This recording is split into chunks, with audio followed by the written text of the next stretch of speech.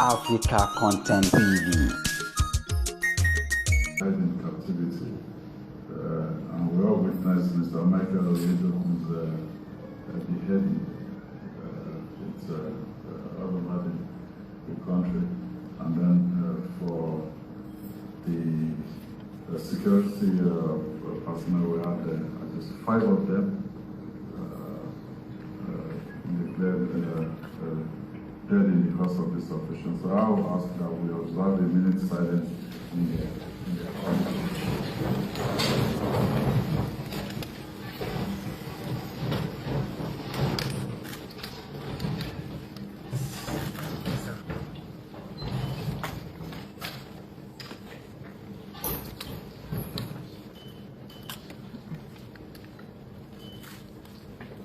May their souls rest in peace.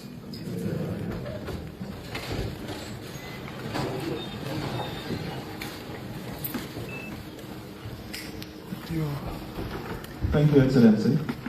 We'll now take a brief remark from a representative of the rescued persons, person of Mrs. Alamo, Rachel Flower.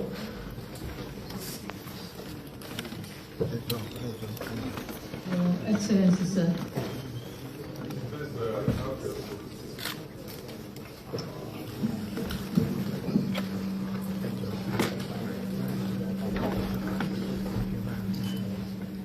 We are so grateful to God for the opportunity to be here. On May 15th, the Friday that started work, ended in chaos for us, and for 56 days we were in the bush. It was a harrowing experience, but we thank God for seeing us through. We had to go through a lot. One thing we believed was that Nigerians were praying for us. So many times they used fear to subdue us. At a point, they told us that the government would not be interested in our case again because they did not value us. But there are times that we have hope that we won't come out alive. Mr. Michael was killed on the second day we got there, but Deacon was killed on the first Sunday of June. The first Sunday of June. They killed them purposely because they felt that would force the hand of the government to give them whatever they want. They tried a lot, but we're so grateful that we have the government that thought much of us. It was once we got out that we discovered that the whole world was interested in our case. We thought we were a write-off.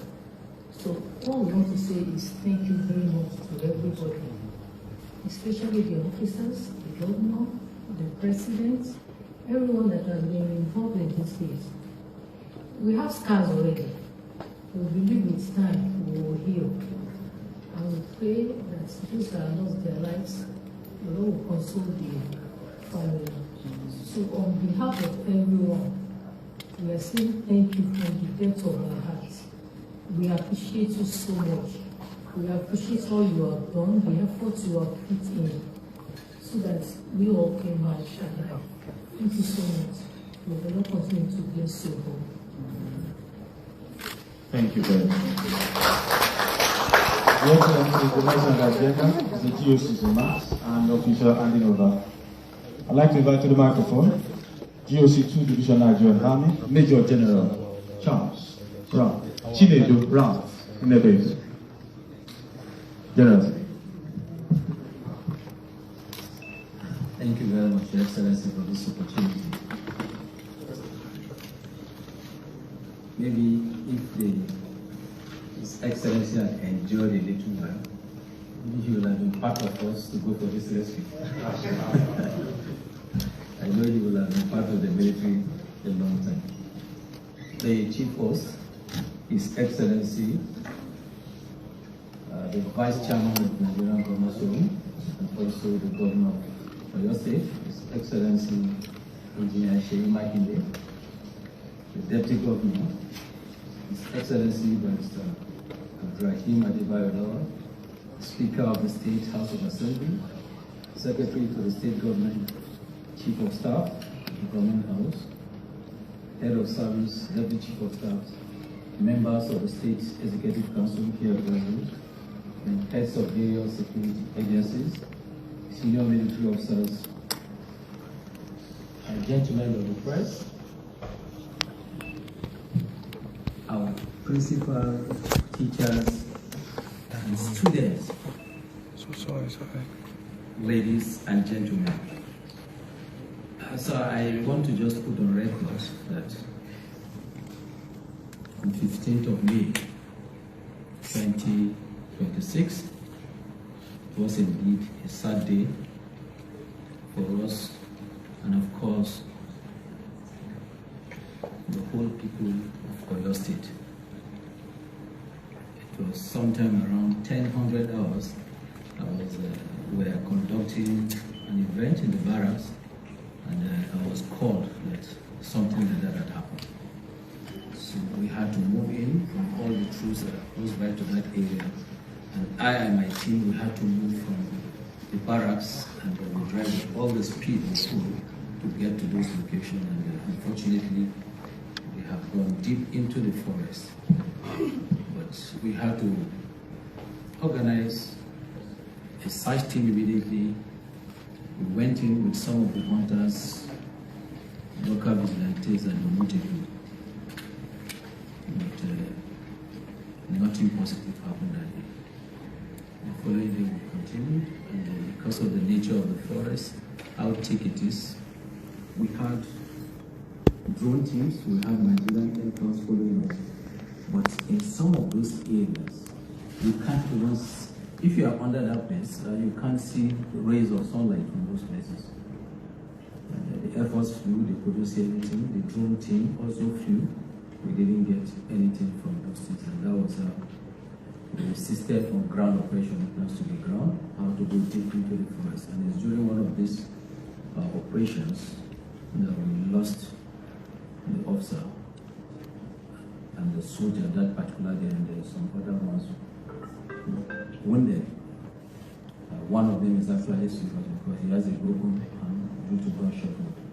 The operation continued, and we had to involve a lot of agencies, and had to take over the whole operation completely from the garrison commander, because we had to now bring in troops and forces from different places providing intelligence, and I had to coordinate all these teams together.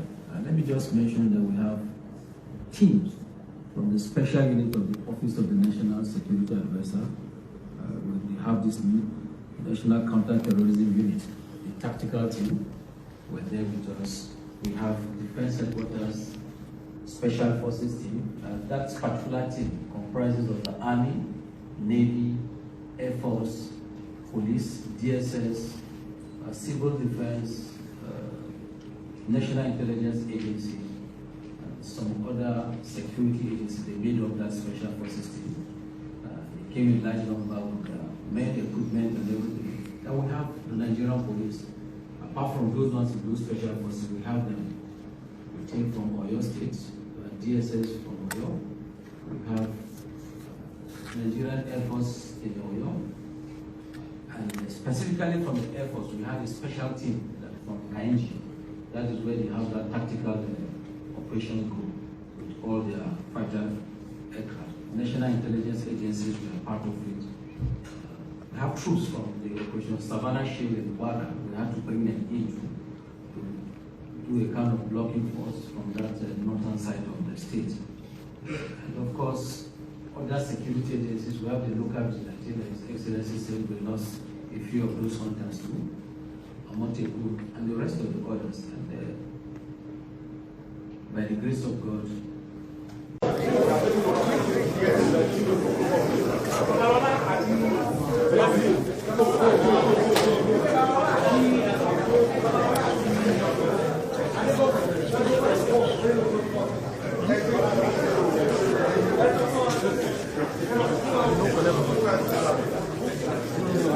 Sorry,